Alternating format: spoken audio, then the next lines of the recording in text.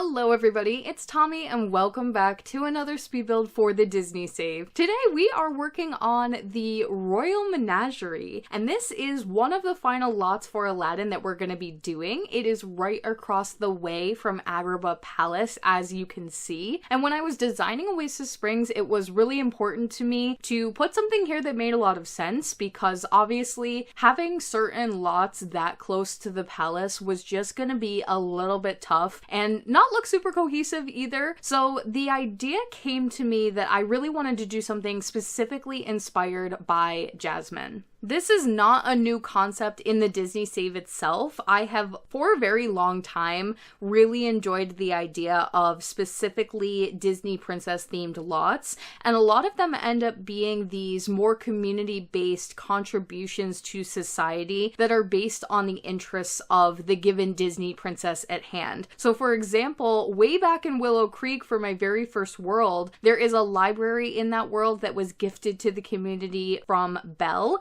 I also have Appley Ever After, which is a little apple garden that is in Henford-on-Bagley, based on Snow White. And since we had so much space in Oasis Springs to kind of play around with a lot of different ideas, I knew that I wanted to do something similar here for Jasmine. Now, when we think about Jasmine, we know that we get to see her a little bit more on screen in terms of her personality, but you don't get to see a ton of her interests. One of the only things we really do know about her is that she has a pet tiger, and we can kind of infer from that that maybe she has an interest in animals. And then a lot of her scenes actually take place in their royal garden, which is this really big, expansive, beautiful garden. And you might recall the huge white fountain that she sits around. There are also a couple of bird cages, and she lets some birds free from the palace gardens. And there's quite a few scenes that actually take place in that location. So I mentioned back when I did Agrabah Palace that I wasn't going to have the space on that lot to really recreate that area of the palace. And even with a 64 by 64, I don't think I would have had the space to do it properly. So breaking this up into two separate areas, Agrabah Palace being across the way, and then this one over here, even though it's not located where it should be technically, being able to take the bigger space here and recreate the garden scenes,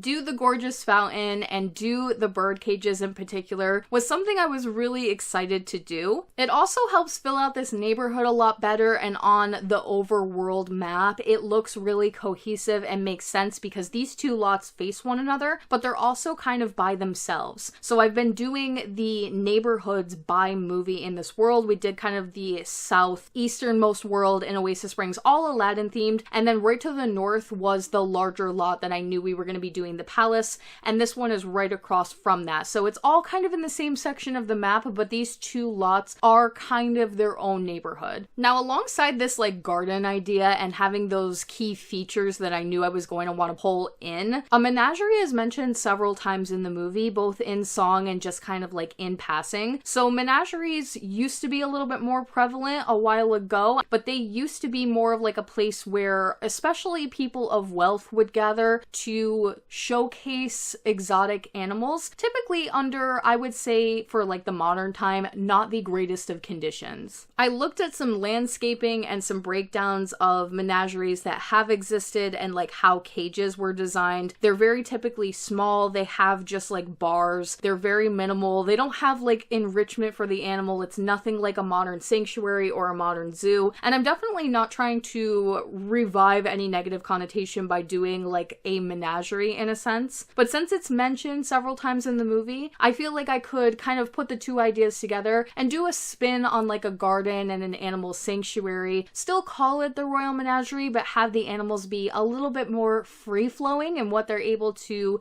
do and have more freedom in terms of like keeping the animals in better conditions. So I did a couple of different things with this lot. Of course, I wanted to do the recreation of the giant white fountain. Came out beautifully right in the middle there. I've actually been saving some of those particular pieces for this recreation. I used the For Rent giant lotus flower from Debug. I'm sure that that is located somewhere in the For Rent world, but I haven't really explored that world too much to be able to say for sure. And then on the top of that is actually some little like splash pad emitter, so it should create some water flowing up at the tippy top. And then you've got the bigger round bit on the bottom. Thank goodness we did recently just get the round fountains and pools finally, so I'm able to pull this off and make it look exactly how it's actually supposed to. The tower right towards the front of the build is shown in the movie. There's a scene where the Sultan actually kind of comes out of the palace and he's walking towards Jasmine in this garden area. So you get to see that tower, and I was able to recreate at least the backside of it. But I basically just copy and pasted that tower from the original build and moved it over here. It's very simple on the interior. You can see in like some of the earlier shots of today's video, there are some like curtains and things because again, I copy and pasted it from one of the rooms over across the way. But I ended up just putting like one of those beautiful statues that I have been enjoying from For Rent that has the princess with the tiger kind of welcoming you to the garden menagerie. I knew I wanted to use at least that statue one more time, and then there is also a tiger sanctuary statue that comes with For Rent, and that's going to be located on the very back side of the lot, kind of on the exit of the menagerie. And then I did want to do animal cages of some sort and bring some like animals to the lot in as many ways that I possibly could. So this kind of gets broken off into two categories. There are animals that are animated and will actually move around, and I went about this in a couple of different ways for today's build. And then there are ones that I'm representing as like real moving living animals, but they are actually just statues in the game. So the first way I did kind of like the animated versions is with those little pond stickers that you can use that go in bodies of water, particularly with birds. I did lots of ducks and swans and put them in some of the ponds. There's a couple right towards the front of the lot, and then I'm going to do a couple more in the back. There are also some other statues that I did tuck into those, like the flamingos that you do see in the movie, and I did over on Agrabah Palace, but I had to do it again over here because it's just so cute. And some frog statues and things like those are the things that aren't going to move, but those animated stickers will create more animated liveliness. And then we have a couple of objects that will spawn animals. Both of them come from Cottage Living. There is the bird tree trunk, which is absolutely perfect for these little bird cages that I'm going to recreate on the corners of the fountain. We see Jasmine actually go up and like spend some time with these birds, and at one point she opens the doors and let them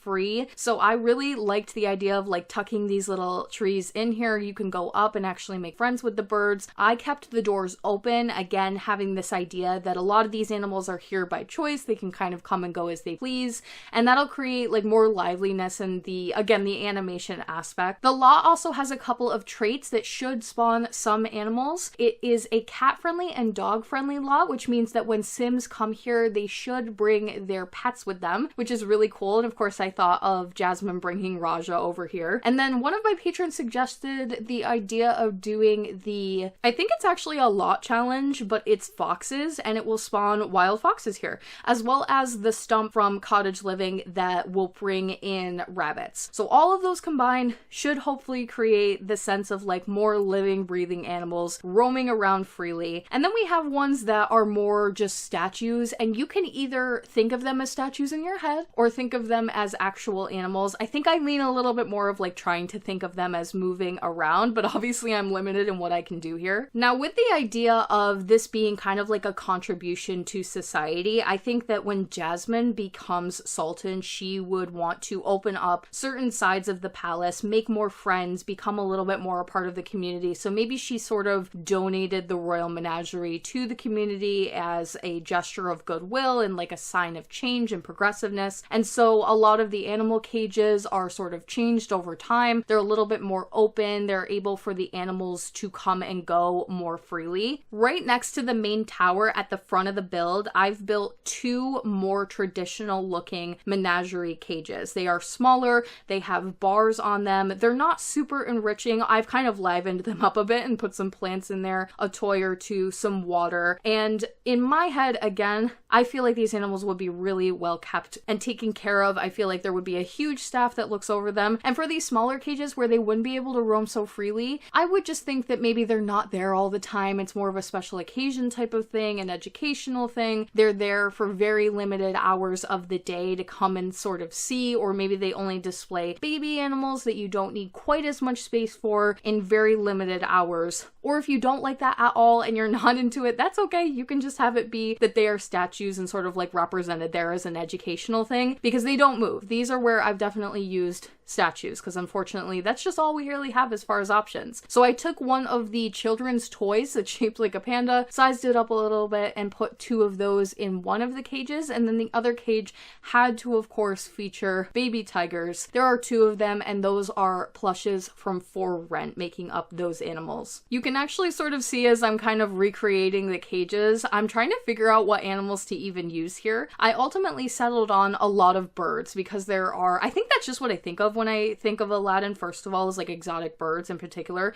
I did think of monkeys, of course, and I think that these cages would suit a baby monkey or 2, but going through like all of the animal statue objects that we have available in the game, it was really limited what I could actually pick from that made sense and wasn't too odd looking, like something that was at least a little bit convincing. I had some options kind of tucked on the side of the main tower there, but ultimately ended up not using a lot of them. I think I could in future builds, and there's some animals that are kind of like statues tucked away in the catalog that I can use, but I'm planning on using them for future things. So I eliminated some of maybe the more obvious choices, or some that come with newer packs. Like Lovestruck actually has a new animal object that would have come in really useful for like more of a general zoo concept, but I'm not using it because I have immediately when I saw it, I thought of a future build and a future idea. So I'm saving it for later, but these ones worked out. The tigers made a lot of sense. The pandas made sense. Doing lots of flamingos, ducks, rabbits, foxes, and then having the live birds, again, all just makes a ton of sense. I also wanted to point out, someone left a really great comment in one of my previous videos, it might have been the tour or the speed build for Agrabah Palace, mentioning that I have used the full wall height as sort of the external keep away fence around not just this build but also Agrabah, and that I could have just used like the tall half wall and that would look a little bit more refined. And I totally hear you. I just wanted to like make a shout out for that comment because I don't know why I always forget that we have the option to do super tall half walls. And even when I was looking at these past 2 builds, I kept looking at the full wall thinking to myself how much I don't like that, and I wish The Sims would add more fences that are really tall and like concrete or thicker, and we don't have a ton of options in game. But of course I can just use the taller half walls and it would probably create a very similar effect. So thank you for that comment. You've totally helped me out. I'm going to be updating this build and the other one. They were just both recorded before you left your comment, so I just wanted to give a little shout out to that. As you can see, one of the things that I wanted to do, like other than just doing the menagerie style cages, I wanted ones that were like more open, with the idea that the animals can sort of walk freely in and out. And this is actually a concept that Disney sort of uses. If you've ever been to Animal Kingdom in Florida, and you specifically, if you go to Rafiki's planet, you get on this little train and you go off to a different section of Animal Kingdom, and you're brought to like essentially a little petting zoo. There are goats and things there, but the big thing there being